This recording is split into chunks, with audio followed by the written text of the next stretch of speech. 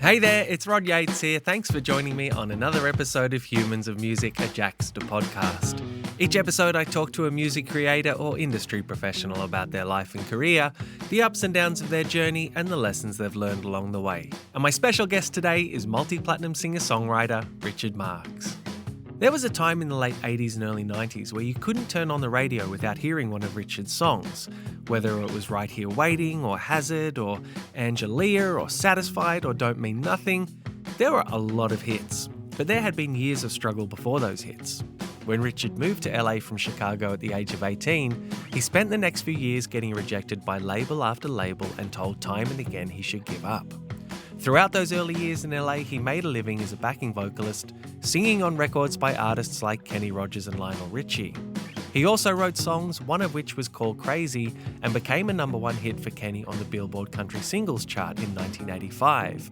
It was these successes that sustained Richard until he got his break as a solo artist and became the Richard Marx we know today. He writes about it all in his new memoir called Stories to Tell.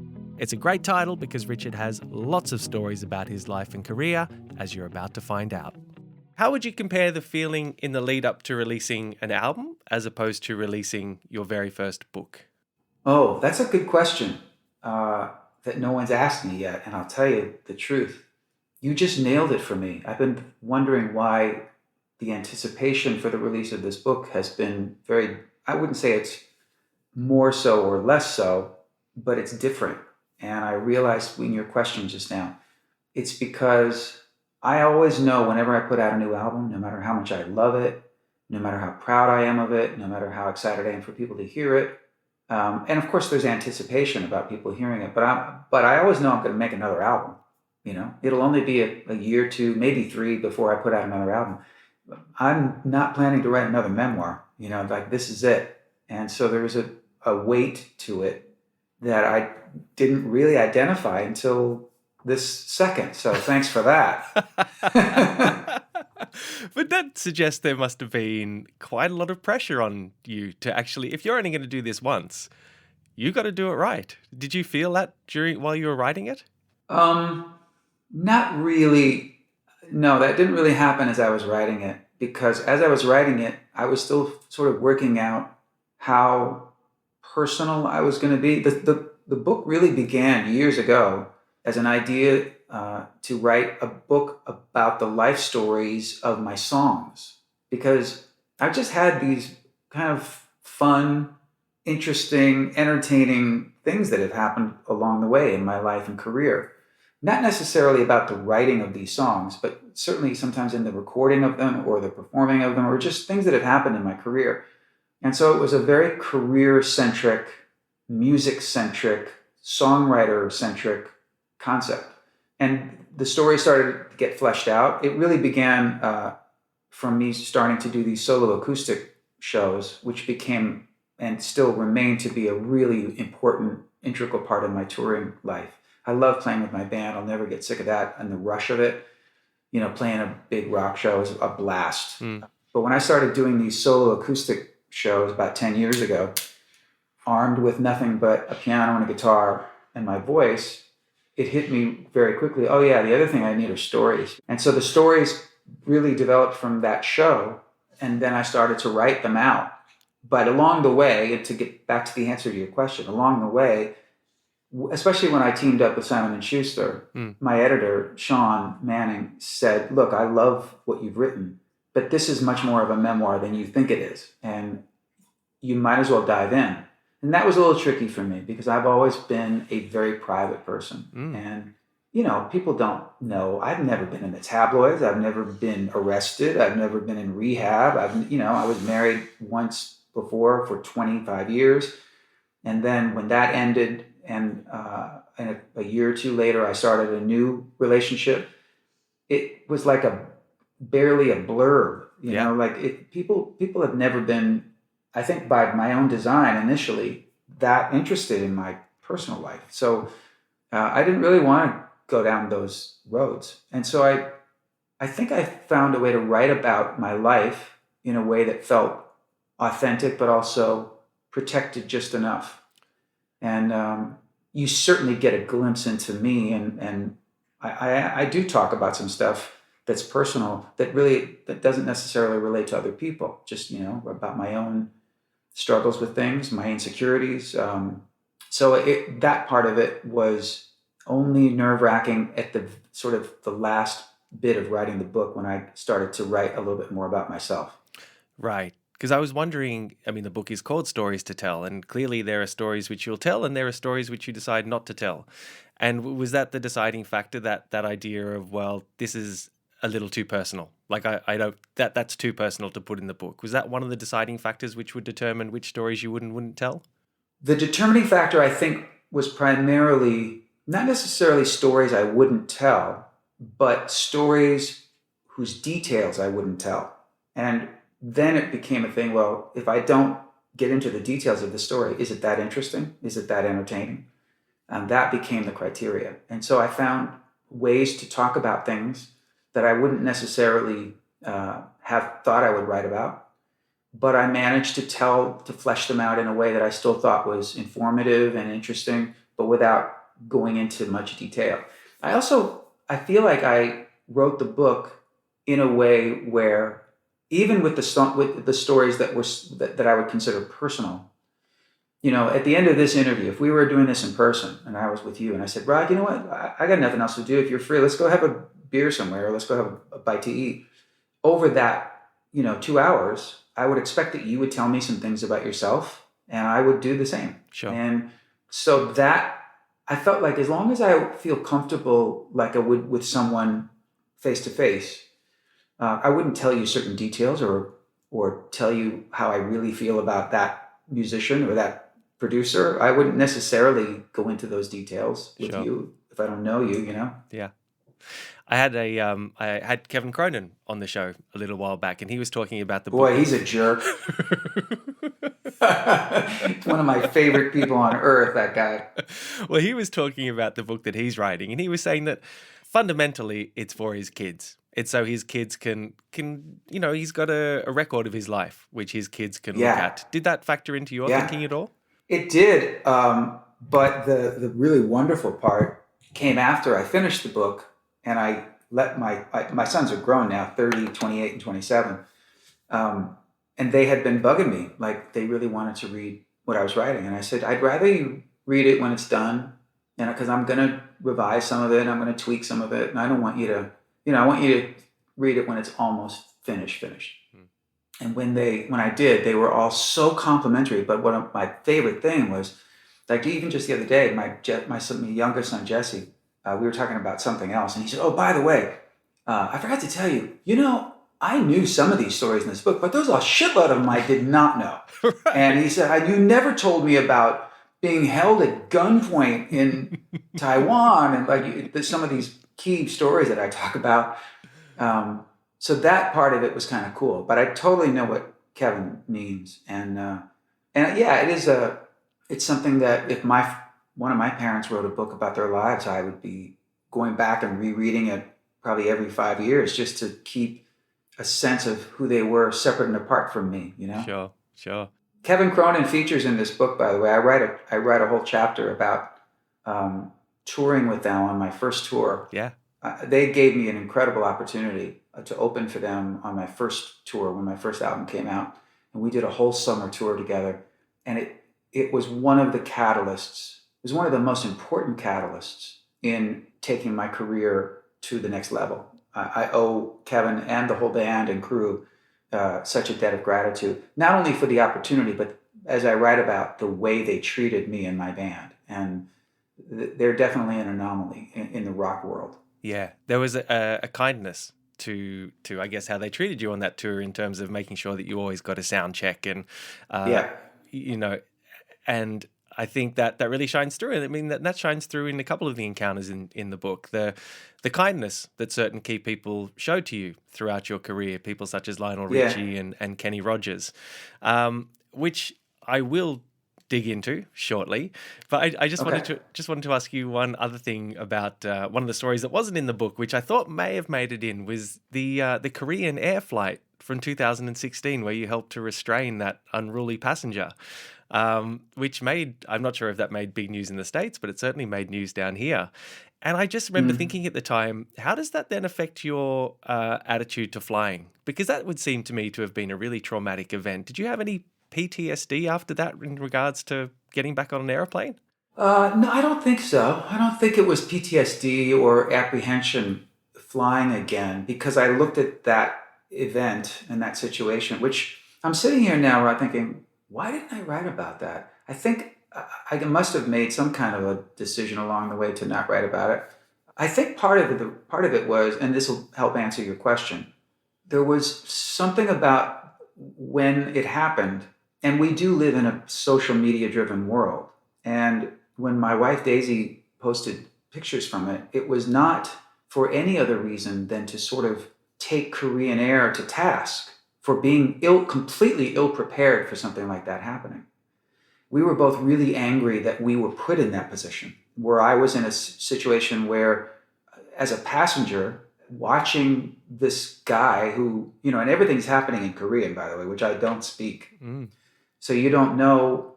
All you could tell was that this guy was either on drugs or really, really drunk, or both. And he was completely unreasonable and violent and screaming. But if you'd been speaking English, I would have maybe been able to make a determination if he was a threat to the flight or if he was just a drunk asshole. You know what I mean? Mm-hmm. But he got more and more aggressive. And then when he started to attack one of the female flight attendants, it's like I say it to everybody who asks me about this. I didn't do anything I don't expect most people to do, male or female, which is you go, oh shit, I got to do something. My wife immediately grabbed me when I stood up, and she said, please don't, because she didn't know what was going to happen, And I looked at her and I said, I'm sorry, I can't. This is not okay. And by the time I got up close to the galley outside of the cockpit, these other couple of guys stood up with me, and it wasn't just me. You can even see it in the pictures. Several of us restrained this guy, strapped him in his seat. But the reason that we had to take action was because the crew was completely ill-prepared for something like that. So it was really scary, It was like, I didn't know what we were dealing with. I didn't know if he had a weapon. I didn't know, he was spitting on people, and I thought, is he going to bite somebody? It was pretty harrowing. Terrifying. And, it was not my favorite flight. And we didn't even get a refund on the seats, man. We didn't even get a refund on that flight. One of the things that shines through in the book is your work ethic, and it's been a cornerstone of your career. And you also write about your dad's work ethic. Your dad Dick owned a jingles company, Dick Marx and Associates, and you write about how much he loved his job and how dedicated he was to his job. Is that where you think you got your work ethic from? Yeah, absolutely. Absolutely. I think it was 97% my father and 3% the time in which I grew up. I was born in 1963, and there was still, at least in America, I don't know about when I was a kid in other countries, but I would expect that it occurred elsewhere. There was still a sense of keeping your word, being on time, and being prepared for the job that you're being paid to do, and being responsible. And so I was raised very much to be like, I never wanted to be a flake. I never wanted to disappoint my parents. My parents were both very honorable, professional, dependable people. They didn't teach that to me. They didn't sort of like instruct that to me like a lot of parents might do. I just learned by watching them. And I'm not alone in that. There are quite a few people over the years who I would point to as being super pro, like 100% pro. Hugh Jackman is about as pro and dependable and perfect as you can get. Right. So sometimes it is the most successful people who are the most that way, and the least successful people. The guy who had sort of one mid-charting hit that's going to have the biggest attitude and keep people waiting. And so that was and is a very important thing to me, is to be viewed as a pro and as someone who doesn't flake. And you write about, because your mother was a singer as well, and you write about having great memories of seeing them together in your father's studio, which was called Sound Market. Hmm. What in particular do you remember of seeing them in there? It just, I didn't understand it in this term, obviously, when I was a little boy, but it was watching the family business. It was a real warm feeling of like, this is what my family does. This is what we do. We make music together. Mm. My father creates the music. My mother comes in and sings the music. I go in and sing the music. And there was just something lovely about it. It felt like we were more than just a family. We were like a team, and we totally had an understanding of our roles in our family business. And I don't know, there was just something really just lovely about it. I mentioned, and this is an important thing, I mentioned that not only was I inspired by my dad's and my mom's work ethic, but my dad's workload was incredible. I mean, the pressure on him to create hit after hit after hit within 30 seconds or 60 seconds. His ability to be prolific as well as brilliant was remarkable. But the other thing that was so inspiring was watching his love for what he did. So even when things were tremendously pressured for him, we would wake up around the same time. I'd be going to school as he would be driving to work. And I would see him every single day. He couldn't wait to get out the door and get down there and get to work. I didn't recognize it in the terms that I'm using now, obviously, but I remember this feeling of like, I want to do something that makes me feel like that. Maybe music, but I just remember I was inspired by his passion for what he did. And so it was a no-brainer in no time that music was going to be my journey. But had it been anything else, that would have been a criteria. It would have been, I need to do something that makes me like can't wait to get to work. Yeah. Did that give you a perspective that you carried into your own career? So when your career takes off, and I think at one point you refer to your career in the late 80s as a career tornado. Did that, all the pressures that came along with that, did you still have that idea of your dad's approach to his work in the back of your mind, and that even when things are exhausting, that you want to try and maintain that for your own approach to your career? If I'm totally honest with you, yes and no. When it came to the writing, arranging, producing, and recording of music, my albums for sure, but even I was starting to dabble more and more in writing and producing for other people as well. When it came to going to the studio or going to a writing session, 100% yes, I carried that with me. But the touring and the live shows, that's the no. I was really surprised when my career blew up and I started touring as relentlessly as I did. I toured 30 months in the first 3 years of my career. Wow. I mean, that's insane. I must have done 500 or 600 shows in 3 years. Did you say 30? 30 or 13? I did. 30. Wow. I toured 30 months out of 36. Oh my God. The first 3 years of my career. Yeah. And I was just beat to shit. I was beat up, and it was amazing I could still sing. And I think it was that I was young, I was healthy, but I was very inexperienced. So I was so paranoid about losing my voice, which only happened a handful of times. But it was just such a grueling thing that went from really exciting the first couple of weeks to, wow, this is not what I thought this was going to be like. This is really, really hard. And it wasn't just the shows. The shows were the reward every day. It was the travel and the waking up at, I remember thinking, one of the perks of being a rock star is going to be I'll sleep till 2:00 in the afternoon. No. I had my ass up at 4:30 or 5:00 in the morning to do that morning radio show or to be on Good Morning America, or there was no time to sleep. And I was exhausted all the time. And so whether it was getting in the car from the hotel to fly to the next city, or even just getting in the car to go over to do the gig for years and years, it was like, that was not fun for me. The shows were fun. The audiences were amazing. But I started to really resent the rest of it. And all I remember thinking when I was on tour was, I can't wait to go home and make another record and be in the studio and have a normal schedule and have a life. Because there's really no life on the road, That all changed, though, in the last 8 years or 7 years. It changed mainly because of Daisy, my wife, who always wants to be with me on the road and makes it fun for me. And so, part of it actually back in the day was I was alone all the time on the road, pretty much. And I wasn't a partier. I didn't hang out. I didn't really drink because I was afraid of what it might do to my health or my voice. I was so rigid and controlling of myself, you know? And so I would leave the stage, especially when things got big and I'm playing arenas, you know, I'd be playing for 10, 20,000 people, and then go back to my hotel room by myself. And it was not a fun existence. It was lonely, and it was personally unrewarding. But then Daisy's approach to it and Daisy's legitimate love of traveling and being with me wherever I am turned it all around. And so it just changed the whole energy and vibe of everything for me when it comes to touring. Now I love it more than being in the studio. Like, where are we going tonight after the show? And like, I come off the stage now and my wife is holding a martini glass in the wings, like going, cheers, great show. Yeah, let's go. I got a reservation for us down the street. Let's go. Like, that's so much fun. Yeah. 30 months, though, to be feeling like that for 30 months, that's a long stretch of time.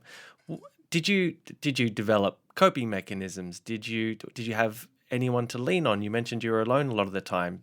Were there times that you doubted that it was even worth it? Like, how do you get, again, 2.5 years of feeling like that feels like a really long stretch.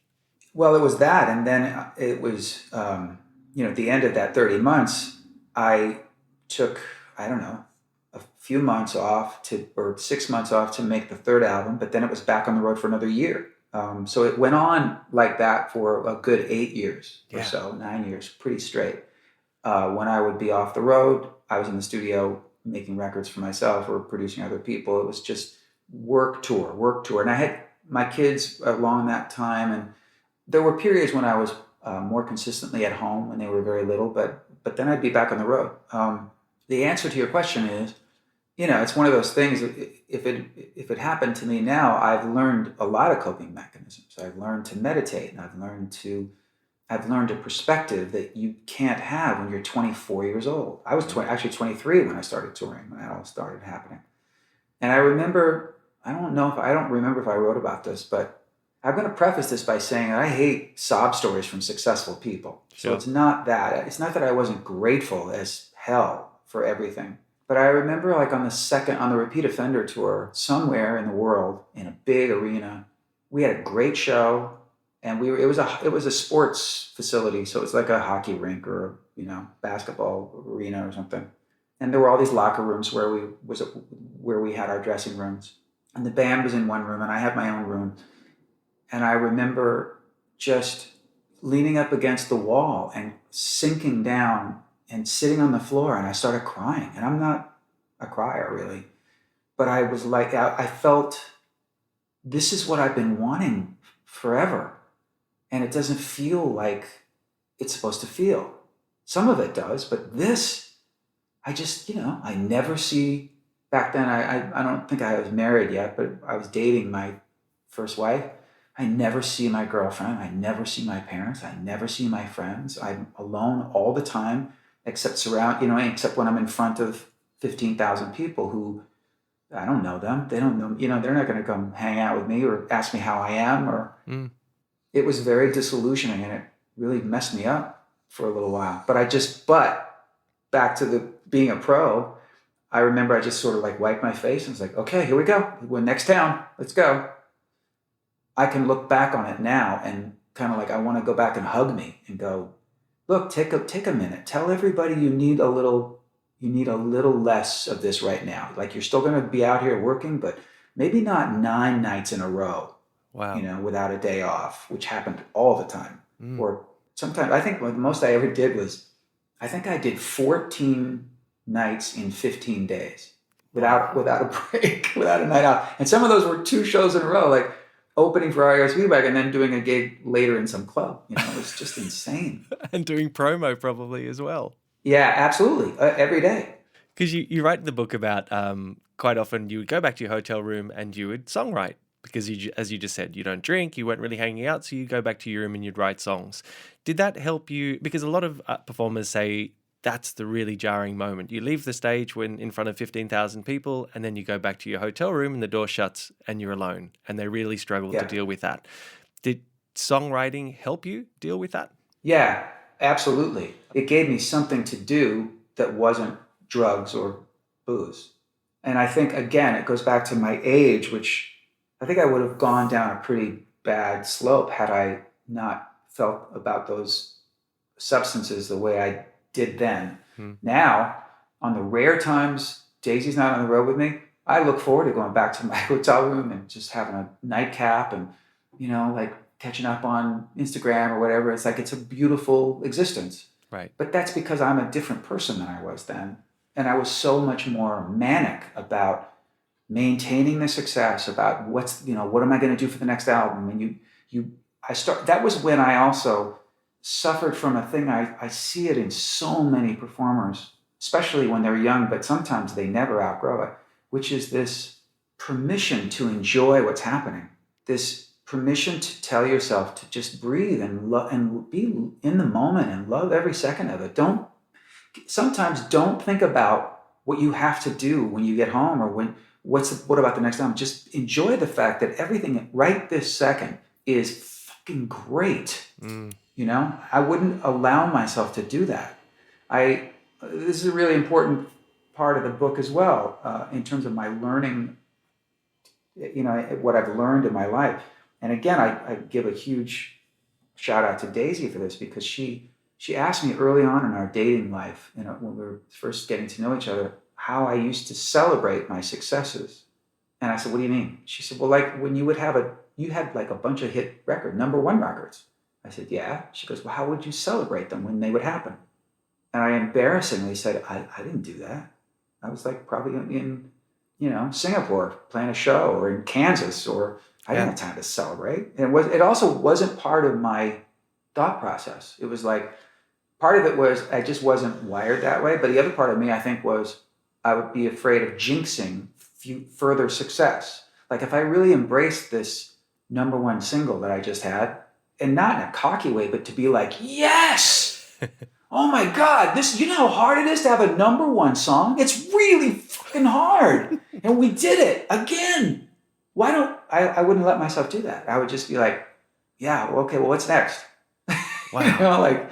Which I suppose in some ways is part of the reason perhaps that you get where you are.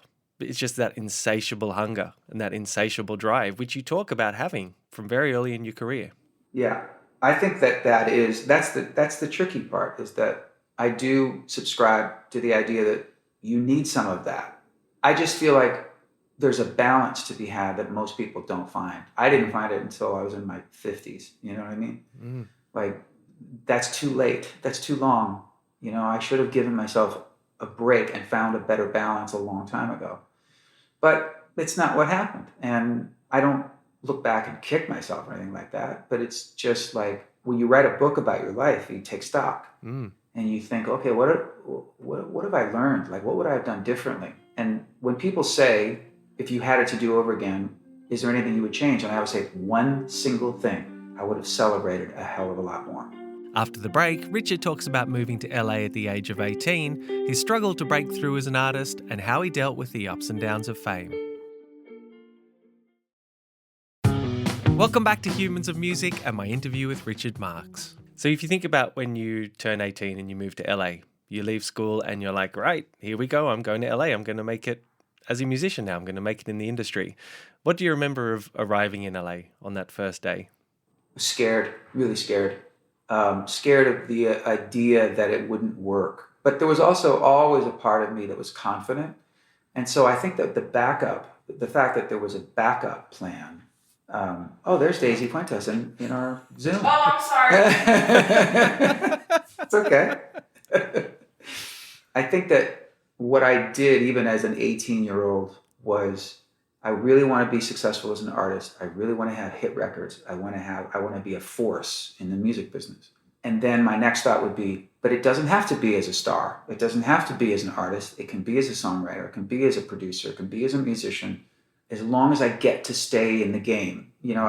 For years I would use this expression, I don't have to be in the starting lineup. Just don't take my jersey away, Right. And I feel that way even through the years as a performer and as an artist who, I think I'm like 99% of artists where I've had my career has ebbed and flowed. It's like sometimes I'm up and sometimes I put out stuff that people are like, no thanks, you know? And instead of freaking out, you go, okay, well, I was really proud of that. It didn't connect. Let's go again. Not like, oh my God, my life is over, you know? But when you're 18, I was really, really hungry and really focused and all about work, all about getting any work I could get. And, you know, again, that's something you look back on and you go, I could have balanced that better too. I could have had more fun as a young single guy in LA. You know, I just was like, I had crushes on girls and stuff, but I didn't like everything was about work. Everything was about writing songs and being in this little room in my apartment and creating my career, creating my own path, because no one was making that path for me. No one was opening doors for me. They were slamming them in my face. And so it was like I was relentless and focused, and that's what my whole mindset was about. So that idea then of just wanting to be in the game. So for the first couple of years, you, I guess, made a living as a backing vocalist. Were Yeah, you, good living. yeah, you were grateful for that work? You were content doing that? I was very grateful and not content. Right. I was very grateful. It was paying my bills. I was starting to make money because it was very lucrative back then, even just to sing background vocals on records. And I was doing a pretty fair volume of work in that way. Plus, I would do any musical job. In between doing sessions, background sessions, I would produce people's demos for $100 or $50. I would play keyboards on somebody's whatever. There were, you know, very unlike now, there were a lot of jobs in the music business that could help you survive. But I was not content. I was, I'm trying to think if the right word is envious. I guess it would be when I would work with artists who, you know, they had record deals and they were having hits and they had support from their label and they were touring and they were doing all the things I wanted to do. Not envious in a negative way, not in a jealous way, in an inspiring way, in the, like, I want that. I want that. I won't be happy until I get that. I did wonder that you're in the orbit of these people who are successful and whether there's an air of frustration as well that comes into it, because you're writing songs during this period. You've got a demo that you want to shop to people and it's just not quite happening yet. And so on the one hand, you're grateful, and on the other hand, you're really frustrated. Was there an element of that at all? Yeah, absolutely. Especially when I started writing songs that I really truly believed were viable. You know, I wrote Should Have Known Better and Endless Summer Nights within a month of each other. Or no, maybe within a year of each other, but very close to each other. And several of the songs on the first album that were all rejected for like a year or two by every label. But I really believed in them. And there was something obviously sweet, as you can imagine, about seeing those songs succeed when every other record company executive had said they sucked. So there was validation in that, but it definitely fueled the chip on my shoulder that I think you're alluding to. There was a chip on my shoulder, which I guess in a certain way I might still have a little bit of, but it was just, you know, and being told by people I respected that I should, you know, give it up, or I shouldn't pursue being a singer, or there were all those things. And when you're young, your head should be full of dreams. You shouldn't listen. First of all, I don't know what anybody gains by telling a young 20, 22-year-old kid to, you know, give it up. If they suck, if they're not good, they'll find that out for themselves. So they just won't find success. You don't need to tell them that they're no good. You know what I mean? So I think that there was an element of being denied, like being denied entry to a room you want to be in. Right. And you talk about having that demo tape and dropping it off at record labels, and sometimes you just leave it with the security guard and just, I guess, hope that it gets to who it needs to get to. What does that feel like, walking up with this piece of music that you've worked so hard on and you really believe in, and you can't even get past the security guard and you just have to leave it with them and hope? What does that feel like when you walk away? It's humiliating. It's really humiliating.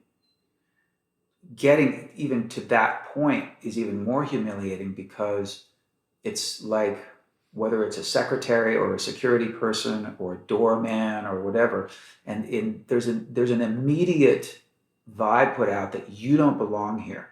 You're not welcome here. What do you, you've got a tape? Oh, you're one of those? Oh, great. You're the next star, are you?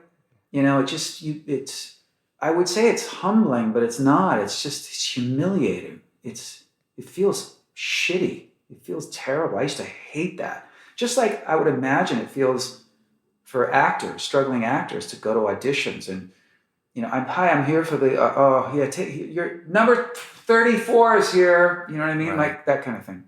It's brutal. It's degrading. Mm. So how does it feel then when you have, we spoke about briefly earlier, Lionel Richie, Kenny Rogers, two legends of the game who do actually believe in you and who you collaborate with and who you also sing with on their records. What does that feel like? Is that a validation of sorts? Have you got some people on the right-hand side saying you should give it up, and then you've got a couple of legends of the game saying this is great, give me more, let's work together. Mm-hmm. How much hope does that give you at that point?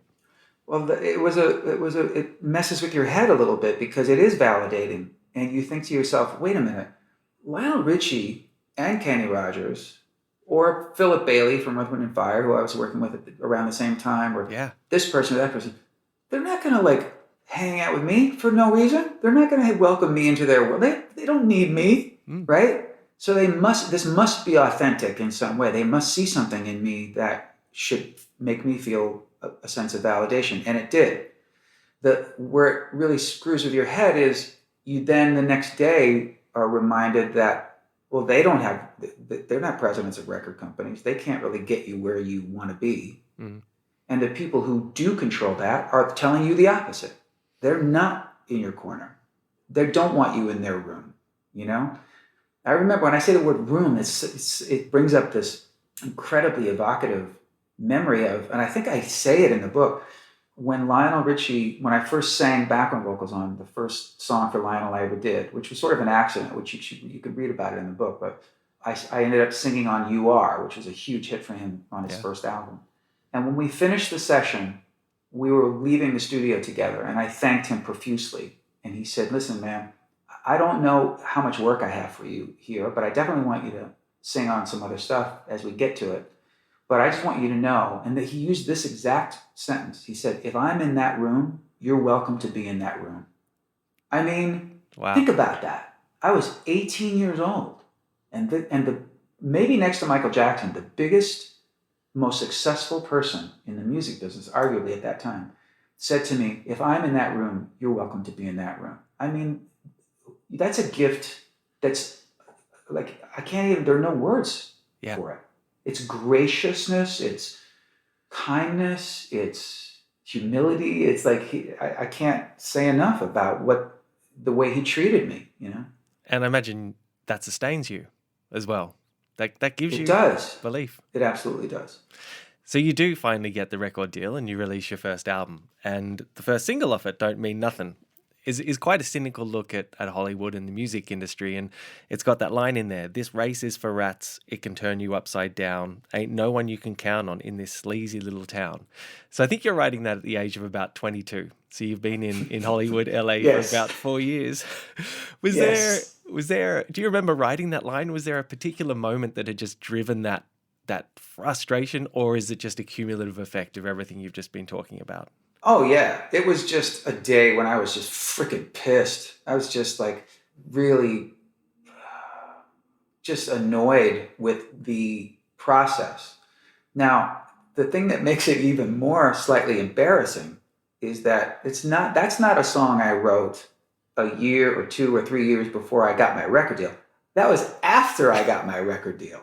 Right. But the circumstances under which I got my record deal were so atypical in that it was because I knew a guy who was friendly with a record company president, and it was a little subsidiary label, and it was like it could have amounted to nothing. But it was like, okay, at least I don't have to go to the building and say, hi, my tape is here. Number 12 is here. You know what I mean? Yeah. It was like I was going to sit with this record company president, and he was either going to sign me or reject me to my face. So at least I knew what I was getting into, right? Mm-hmm. And when he said, I love what you do, let's make a record together, and I was elated and I was excited. And then I started really focusing on writing songs for that first album because I didn't want to rely on the old material. I definitely wanted to put Should Know Better on the album and Endless Summer Nights. But I pretty much scrapped everything else I'd written up to that point. I wanted to write all new songs for the album.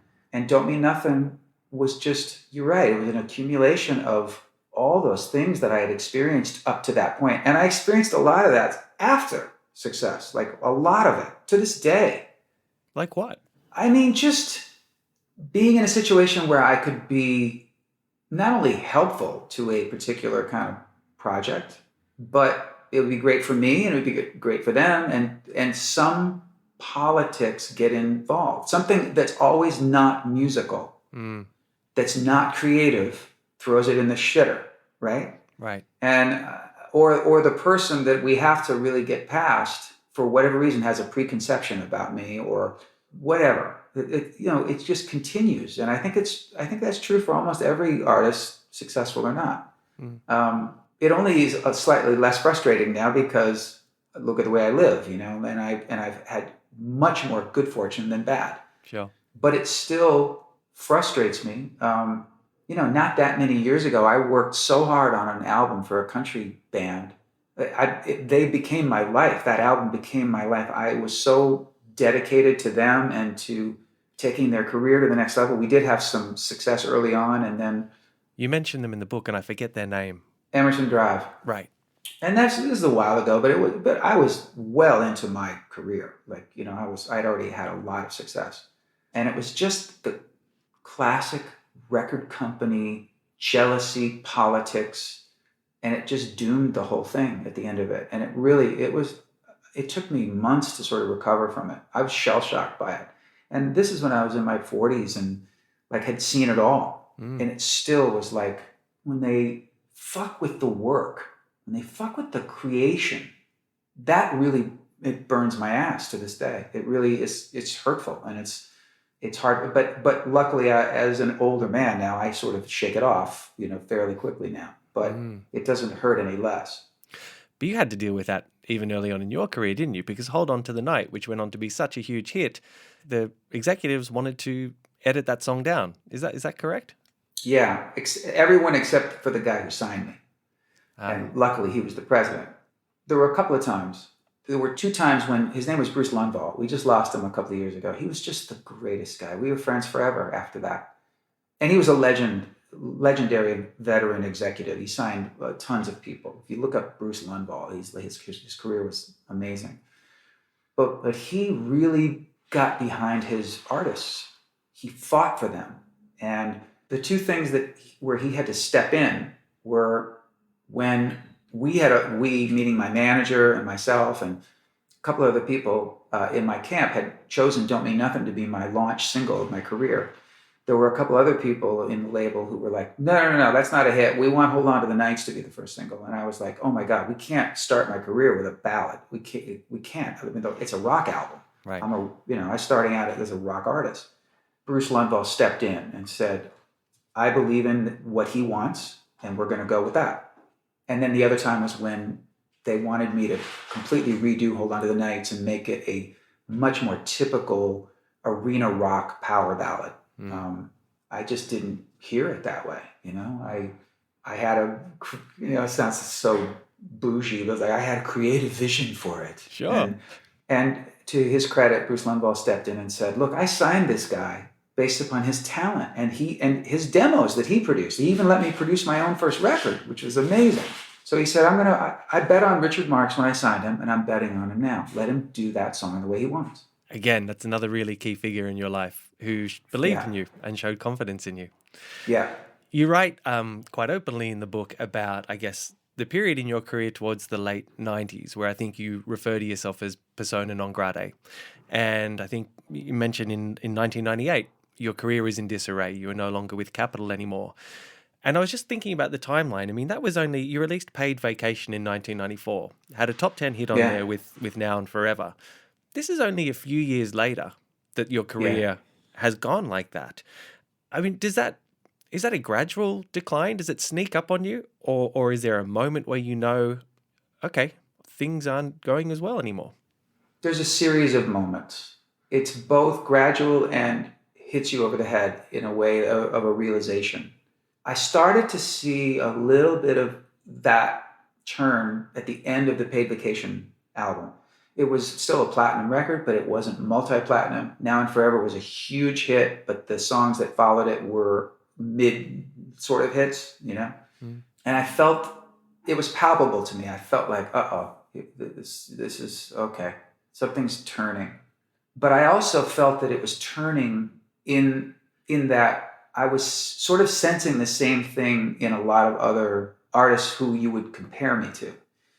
And so over those few years, when it really did get to the point where I used the word disarray, or if I did use that word, which would be accurate, I think it would have been even harder had I been looking at the charts or turning on the radio and hearing a new Bryan Adams hit or a new Billy Joel hit, a new Elton John hit, a new this guy, that. But white male singer-songwriters were starting to get dumped from pop radio. And it's not personal. It's just what happens. It's the reason that, Motley Crue had not just their fans, but they had like real serious hit songs until they didn't. And Peter Gabriel, and like you name it, right? Everybody's career has some ups and downs. But when it happens, and when it happens at the end of like a 7-8 years in a row where you can do no wrong, seemingly, it's hard. It's not easy. And again, I was still young. I was 32, 33 years old. It forces you to ask yourself, well, does this define me as a human being? Am I just a hit-making machine? Am I just a songwriter artist? Or am I a man with a family and who happens to do this music thing for a living? So that's when that really began for me to sort of take stock. And it's a pretty heady process to go through. And it's not overnight or even a week or 2 weeks. It's like a long time for you to start to go, I need to figure out who I am separate from this guy. Right. Richard Marx, who's on a marquee, is not who I am. Yeah. But it really defined me for most of my life. So when the marquee lights go out, yeah, you go, wow, so it's just me. Am I good enough? Who am I? What do I do? What do I represent? What do I stand for? It's a trip. That is a trip. You mentioned meditation is very helpful to you earlier. Was it around that time that did you have access to meditation then? It was certainly, I was aware of it, and I knew some people who like Kenny Loggins, who I've known forever. He was always into meditation, and I remember sort of just mocking it a little bit with him. Like I'd go to, this is when I was young, and I'd go have lunch with him, and I'd meet him. I'd go to his house, and his then wife would say, he's still meditating. He's probably going to be another 15 minutes. I was like, oh God, he's meditating. Oh God, what a freaking hippie. Because I was just, I was just ignorant. Yeah. And it really, it's such an incredibly helpful thing. Yeah. I can't recommend it enough. And it doesn't have to be TM, which I do primarily, but I do all kinds of meditation. I just think you can meditate just by walking down your street and looking at trees. That's meditative. Sure. Last year, you released the Limitless Album, and there are a couple of songs on there which you co-wrote with your son, Lucas, Another One Down and All Along. What did that mean to you to be able to collaborate with your son? Well, I've collaborated with them over the years in a different way in that we've worked together in the studio. They've sung on some of my records. I've produced things that they've done. We've done a lot of work together musically, and they performed with me a lot on stage and all over the world. But this was different in that I think they would agree that up until this point, they all sort of relied on me for any collaborations we did. And this was the first time I was relying on one of them, and it really was organic in that Lucas has been working really hard for several years, trying to perfect his production skills, his songwriting skills. And the more he worked, the more impressed I was with what he was doing. He would come over, we'd go out to dinner, he'd play me a demo of some new song he just wrote with so-and-so, or that he sang or that somebody else sang. And everything he played me impressed me, like really impressed me. No nepotism at all. Just like, wow, this is badass. This is really good. And so it just felt natural for me to say, man, like I would with anybody else whose work I respect. There have been many times when I'll reach out to somebody and go, I love what you do. Would you be up for us trying to write something together or work together? And that's exactly what I did with him. And he said, yeah, come over tomorrow. We'll, because he'd heard a lot of what I was already doing on that record, on the album, and knows my voice as well as anybody. And he just sort of pushed me a little bit. He pushed me vocally. He's really the first person I think I've ever worked with who first of all, I've never really had a vocal producer. If I've co-produced anything with other people, it tends to be more of like the whole landscape. It's never, I produce my own vocals. I always have. I like to have somebody on the other side of the glass, whether it's an engineer or somebody to say, oh, that was good, or just a cheerlead or whatever. But I kind of know what I'm doing, you know? Yeah. In this case, the song we wrote was so modern, and I felt like I don't want to sing it wrong. I want to do this justice. And so when I went up to the microphone, I started to sing it down, and Lucas would be like, I'd sing something in the verse, and he'd go, wow, that was great. That was awesome. I go, thanks. And then we'd get to the next bit, and he'd go, oh my God, you can't sing it like that.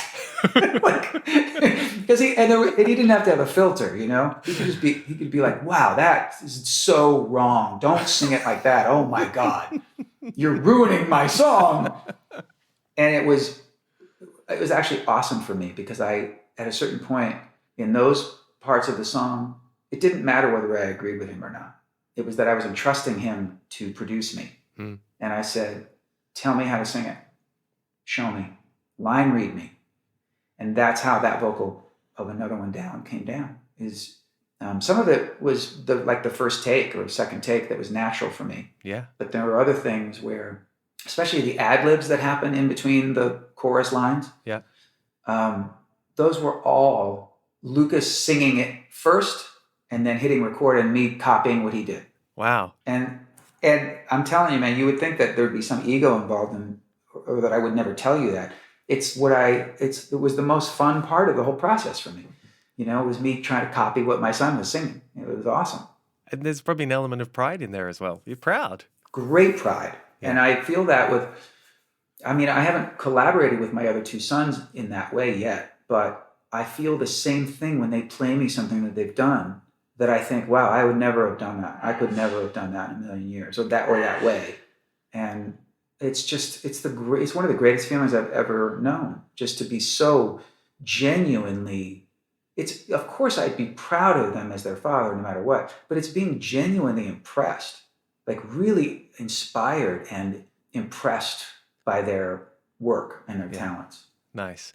Everything we've spoken about today and all the experiences and all the lessons that you've learned over the years, and your sons, or we've just spoken about them being active in music. Are there certain things that you would try to impress on them about having a career in the music industry? Aside from the things that we've touched on about balancing their lives with their careers, which again, I think, like so many of the lessons I learned from my father or my mother, were by example, not by instruction. I think some of what I would have thought I would try to impress upon them is a moot point, because it's like I mentioned to you earlier that, you know, one of the things that sustained me in the early days was that I could do a lot of different things in the music business. There were a lot of jobs available and a lot of jobs that I could do. I would love to be able to say, while all three of my sons are pursuing their careers and haven't broken through yet, oh, well, you should go do that. Or why don't you go, get a background vocal gig with her or whatever. Those jobs don't really exist anymore. And so it really is such an isolating journey for young up-and-coming songwriter singers. And, Lucas just had what we think is going to be his real breakthrough, which is he co-wrote the new Katy Perry single, Electric. Right. And it's so exciting. It's like amazing. And the song's off to a huge start, and I think it's going to be a massive hit. And then that will be sort of like his Crazy that I wrote for Kenny Rogers, where all of a sudden, oh, you're the guy who wrote Electric. And that just changes the perception. It changes everything in this kind of business. Yeah. But aside from that, we're very, very close. Like, they're my best friends. And we spend a lot of time together. And I think that they just look at the way I'm living my life and what I'm continuing to learn, and that I'm constantly wanting to learn more about myself and about my place in the world. And I think that's what they're walking away with every time they leave a dinner with me and my wife, or, I think that that's kind of what they convey to me, is that it's one of the reasons I think that they actually enjoy our company, is because we talk about real things, and once in a while they just need me to be their dad. And I love that. But for the most part, I think I'm just a really good friend who's had a really interesting life, and then they can learn some stuff from me. Yeah. You have a very, I don't know, fortunate's the right word, but a very good lineage of relationships, familial relationships, because you write very fondly of your father in the book and your relationship with him. And he may not have been as available as you've liked in the early days, but there was a genuine love which went both ways, which sounds like you have with your sons. Yeah. Is that another thing that you learned from your father? I think as career driven as I was, I probably because I lacked it in my relationship with my father early on, I didn't really have a relationship with him that I would call admirable until I was about 13 or 14. I loved him and he was there for me, but we didn't hang out. He was busy. He was always working. You know, once every 6 months, we would go to the park and we'd play catch. You know, like he'd say, get your glove, let's go, you know, but that would be like 45 minutes every 6 months. It just, and I didn't resent it. It was just what it was, you know. But as I got older, I missed it. I realized that I really missed that with him, and especially after he and I became really close as I got older. And so I didn't want that to be the case. So I think all three of my sons would tell you that I was very work driven, but that I was very balanced. I didn't miss any key moments in their lives growing up. I was at school plays. I was at every game. I took them to school almost every morning. I had dinner with them in the prime of their teen years, especially, and like I'd say from 7 to 18. I was really, really a part of their daily lives. And they toured with me. They, as I started to go back on the road, I would take them one at a time. And the one-on-one time I had with each of them, I think cemented the relationships I have with them now. It's very different dynamic. I'm an only child, so I always had all the attention. But with siblings, I think it's important that you carve out some time to be alone with each of them. And I would use the road for that. And it's all paying back in huge dividends because we have such a great relationship now. Nice. Last question. Jaxsta is all about giving credit where credit is due. Are there people that you would give credit to for helping you get where you are today? And we've mentioned some throughout this interview, but the list is endless. The list is so endless, and I tried to mention a lot of those kindnesses in the book. But yeah, I mean everybody from my friend Bobby Colombi, who was the drummer in Blood, Sweat and Tears. I became friendly with him when I was 20 or 21, and he heard something in me that other people didn't. And he was the one who introduced me to his buddy, Bruce Lundvall, who signed me to my record deal. I don't know what my path would have been had I not been friends with Bobby. And I'm still friends with him to this day. My friend Bruce Geitch, who I co-wrote Don't Mean Nothing with. I wrote the music to Don't Mean Nothing with Bruce Geitch. And we co-wrote music for several songs over my career. He was a guitar player on the jingles that my dad did back in Chicago. And this probably would have been when I was 14 or 15 and just starting to write songs. I asked him one day, do you want to write a song with me? I was a little kid, 14 or something. And Bruce Geitch went, yeah, I'll write a song with you. And we started writing songs together. And I learned a lot about, he learned from me and I learned from him. He wasn't some like big songwriter or anything. He was just a guy that knew how to play guitar and make up tunes. Sure. I could go on and on and on. And Sure. And it continues to this day. And I just feel that even if you have a falling out with someone, which happens a lot, especially in our business. And I have had fallings out with people who it doesn't mean that I'm not grateful to them. It just means that on a personal level, while I'm grateful for what they might have done for me, I can't deal with what they did to me. That's got to be fair enough. But even those people who I don't allow as being part of my life, you'll never hear me deny what they did for me, because I think that's really, really important. Absolutely. Richard, thank you so much for your time. It's been such a pleasure. It was my pleasure. It was a great chat, and I look forward to doing it in person next year when I'm over there. And that's it for another episode of Humans of Music. A big thanks to Richard for his time, and thank you for listening.